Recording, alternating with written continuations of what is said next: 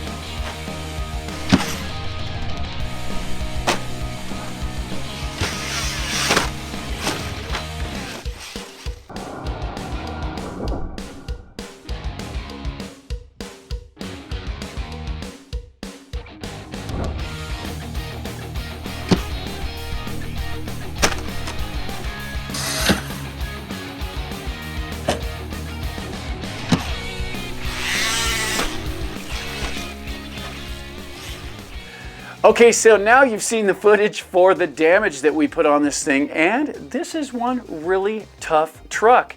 You know, we launched it hard, we intentionally landed bad, and it was, you know, to test the body posts, and that's a different video. Check that one out if you haven't seen it.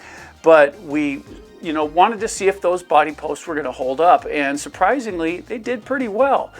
However, the vehicle itself did sustain a little bit of damage and nothing really broke inside the car. We bent some drive lines, you know, most things were superficial or external, and at the end of the run, it still worked. I could dump a battery in it and keep going. Now with the bent drive lines, they hit the chassis braces and it sounded awful.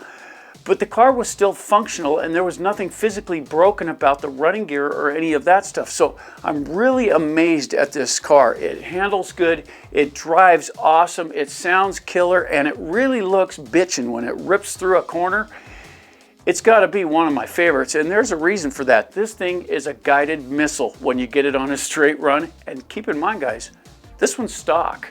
I put the same running gear in it with the exception of one thing. The motor has 200 extra, so instead of being a 2050, it's a 2200. That's the only thing different. It's got the stock gearing, I run the stock batteries, nothing's been changed in the car, and the thing's a guided missile, so I'm really impressed with it. So let's get on the bench and let's peel the thing open and let's show you how we fixed it. Okay, let's get the body off. Nice, let's have a look at it here. So the top body braces, those held up good for the front. Nice, still sturdy. The front bumper, it paid the price. Yeah, that one's definitely got some problems. Suspension, still working nice and clean. Rear suspension, still good. A little gummed up, but easy to fix. The rear body brace, that one really got trashed. Now, the top part is good, but the standoffs are bad. The rear bumper, most of it's okay, but the basket on the back was trashed. The top brace, that one got ripped out. Center drive lines, the front and the rear. Rear one, really bent. Front one, bent as well. Definitely need to replace those. The body brace for the center, that one, the cap for the differential, that's trashed. We'll have to replace that. The chassis still looks good though. Surprising. Nice. Okay, here's our new parts. This is the new rear bumper for it. And here's the front bumper. It didn't need the whole assembly, but I figured why not just change it all. There's the drive lines right there, front and rear. And this is the new cap for the center differential. We bought the whole unit. And then this is the repair kit and the upgrade for the upper chassis brace. So let's start with our disassembly and pull these pins. We've got to get this rod out. We'll speed this up so it won't take all day. There we go. Get the rod out of it. And now you can see the other side. We'll have to take that apart as well. Have a good look at that. Just ripped it right off. We did have some pretty heavy impact though. So to get the top brace, we're going to go ahead and just back out the screws, and this should pull straight up. Now this is still broken. I just poked it through there. So it looks connected, but it's still junk. We'll get the front part off. There we go. And out it comes. It looks intact, but it's not. I found a loose screw here, so we want to definitely go through and check the car, tighten up whatever might be loose.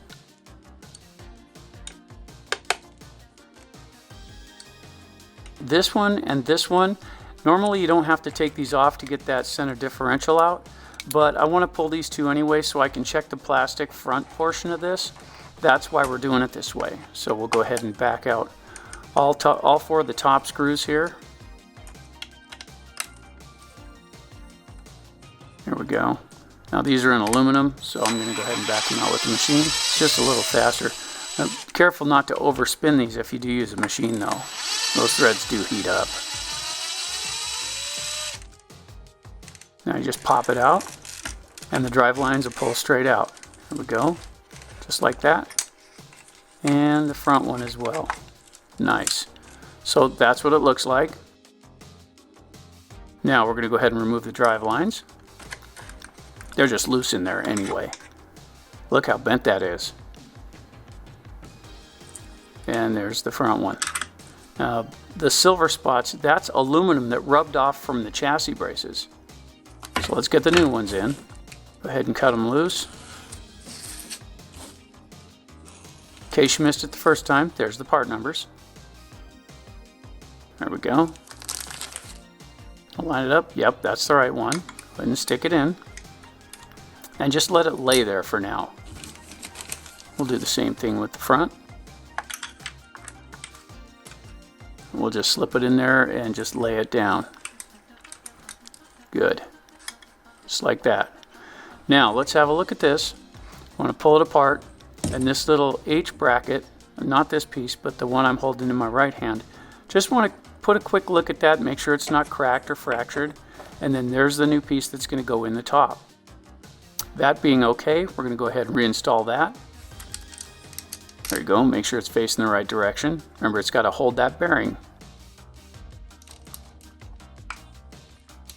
There we go.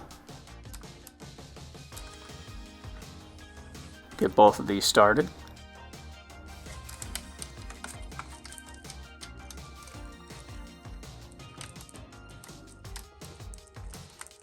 Now when you tip it up, the drive lines can shift in there, and if they fall out, it's no big deal. Just put them back in before we install the differential.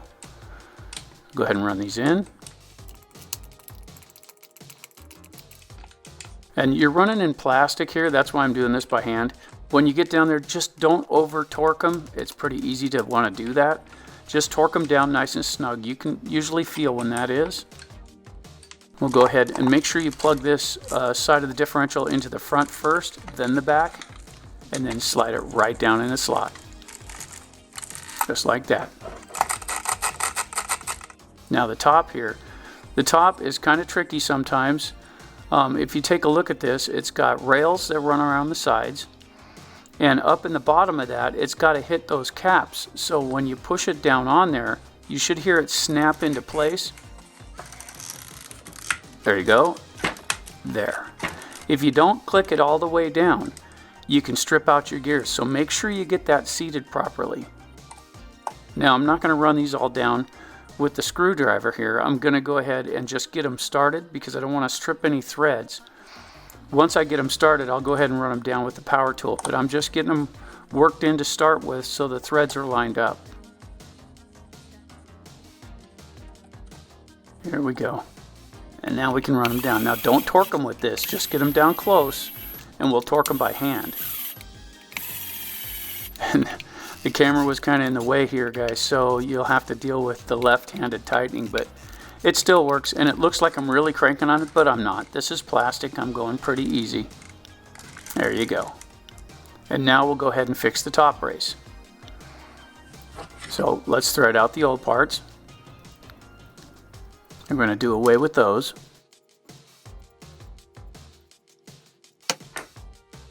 And there's your setup, and this is the hot racing replacement. Now I've used these before and they work really well, and I have yet to see one fail, so it's usually a pretty good change. There's a lot of little components in here, so take a close look. And there you've got spacers, O-rings, you got your balls and your thread pieces that connect it. And there's the ends. They're really well machined. Let's get open the little bits. There we go. Now we'll show you what this is all about. Put the ball through the aluminum end of that, and then put the O-ring over the shoulder on the ball. And these have a couple of deals. One, it keeps these from sliding out, and that's really nice. And two, while it's in its bracket holding in place, it keeps that center bit from shifting side to side, so it kind of does double duty there. But really nicely designed. Now we'll go ahead and thread these in and run it in about halfway. You'll feel it snug up a little bit. We'll do that to both ends. And then put your spacer on, and we'll go ahead and thread on the ends. Now, since these are both threaded the same direction, you don't have to worry about putting Loctite on them because they can't back out. You have to unhook one end to adjust anything, so go ahead and just put them straight on. You don't really need the Loctite. These can be a little bit stubborn, but with a little pressure you can get them down in there. Hook the first one up. There we go. Straighten it up. Get the second one snapped in and go ahead and run a screw into that one. Pretty straightforward. Always torque by hand. Okay, now for the body brace.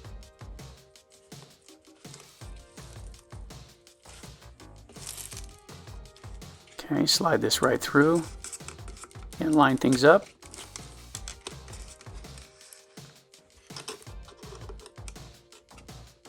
Okay. Now just line up the hole so you can get your clip through there. There you go. Push the clip through, line it up, and that's all you got to do. Once you get it through there, you're good to go.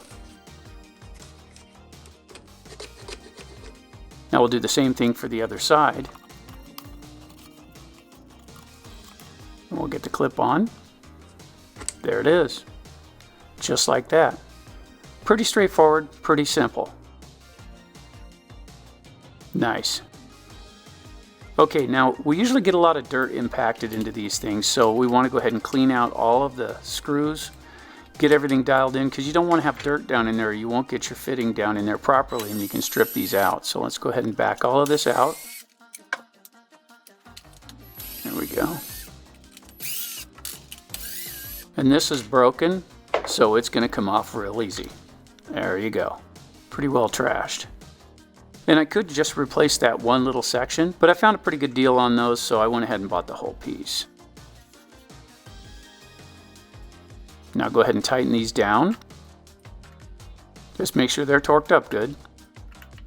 And now for the fun part. We got to get these two out, and there's no room to work here, so these are a real pain in the neck. I'm just going to abbreviate this for you. Just hang in there, guys. You can get there. So you want to get these out. There's one on each side. And the speed control and the servo and all that stuff gets right in the way, and it's real awkward. But with some persistence, you'll get there. There you go. Nice. Now we'll go ahead and place the new one in. Line everything up. Let's get one screw in there just to hold it in place, and then we can put the rest of them in. There we go. Speed it up a little bit there. Nice. And as always, when we're using a power tool, Screw these down really slow so you don't heat up the plastic with the screws, because it can melt the plastic and then your screws won't stay in, and if you destroy the plastic in there you'll wind up buying new parts. So just nice and slow, don't hurry.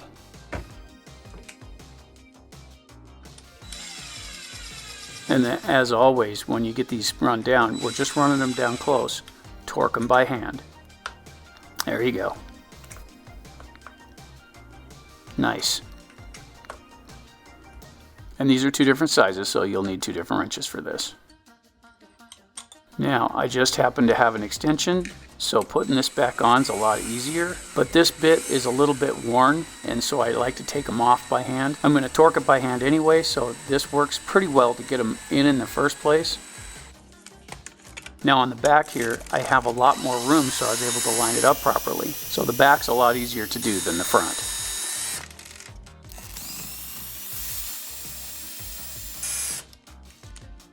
There we go, same ritual here, clean out all the dirt so your wrench fits properly. There you go. Since I sped it up, it looks like I'm zipping here, but I'm still going to go nice and slow with the screw gun. There you go. So the majority of this is undamaged. That one ring is bad, but I tore the whole basket off the back of that. It just made sense to get a new one and put it on. So there we go. Now you got to make sure and get these posts through those two holes. There you go, just like that. Get them started. Nice. Nice and careful. Yeah. Good.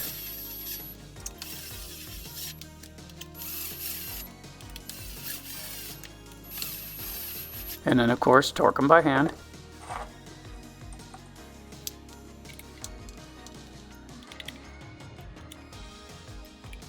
Nice. And these are a lot easier than the fronts as well. Putting them back in is pretty straightforward. Just don't forget, don't tighten them down with the gun. Do this by hand. There we go. Can be a little awkward working around the camera sometimes, but you guys need to see what's going on.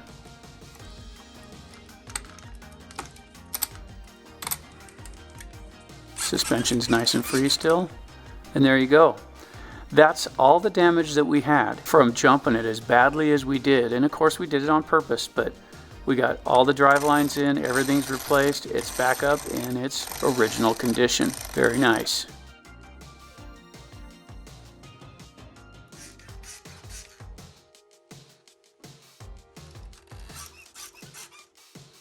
Those have carbon fiber in them now, and they're really, really strong.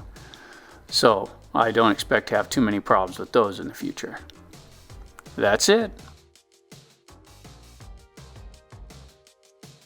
Okay, so there you go with the Mojave rebuild. Now, it wasn't too bad. Most things were exterior, like I said, and everything cleaned up nice. So check it out.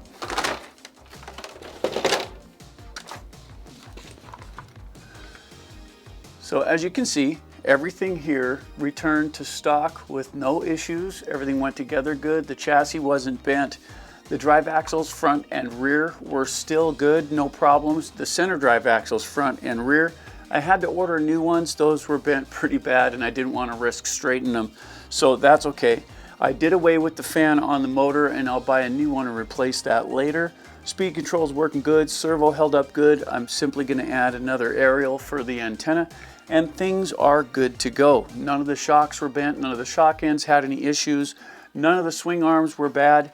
It was a pretty simple replacement. I hope that watching the video helped out. You know, that's the whole idea. If you run into problems like this, you know, it should be pretty easy to repair. And the parts weren't all that expensive. So, you know, the body mounts here in the other video, and I'll put a link to that video down below, but the body mounts here, you know, the actual tabs held up really good, and this one's got the carbon fiber in it, and you can really get after these and they hold up pretty good.